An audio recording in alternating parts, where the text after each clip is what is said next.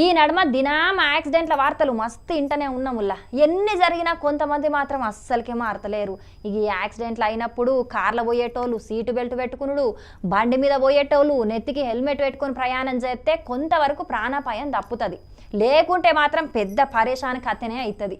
అందుకే గిడొక మేడము ఒక కొత్త ఉపాయం చేసింది. అదేందో మనం కూడా చూద్దాం నడువు. హెల్మెట్ కు ఏదో తీగం తలిగిచ్చింది. ఇంతకు ఈ మేడం ఏం చేసింది అంటారా? ఆ మేడం ఏం చేసిందో ముందుగా ఆమె మాటలనే ఇనుండ్రి.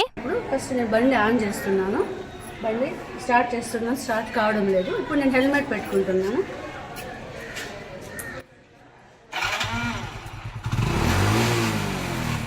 ఇప్పుడు హెల్మెట్ తీసేసాను, ఆఫ్ అయిపోయింది.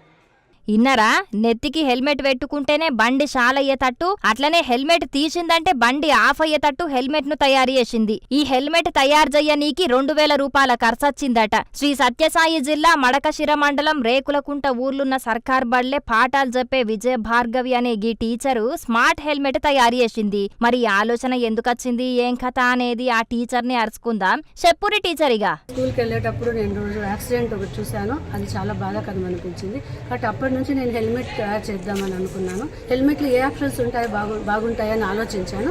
ఇప్పుడు నా బండికి హెల్మెట్ నేను తయారు చేసిన దాంట్లో హెల్మెట్ పెట్టుకుంటేనే బండి స్టార్ట్ అవుతుంది. సెకండ్ ఆప్షన్ మద్యం తీసుకున్నా కూడా బండి స్టార్ట్ అవ్వదు. ఇన్ కేస్ యాక్సిడెంట్ జరిగినా మన సెల్కి కానీ నియర్ బై హాస్పిటల్ కానీ మెసేజ్ వెళ్తుంది. కాబట్టి ఇది మా ఆయన నేను ఇద్దరు కూడా ఒక 2 years నుంచి హెల్మెట్ వాడుతున్నాము.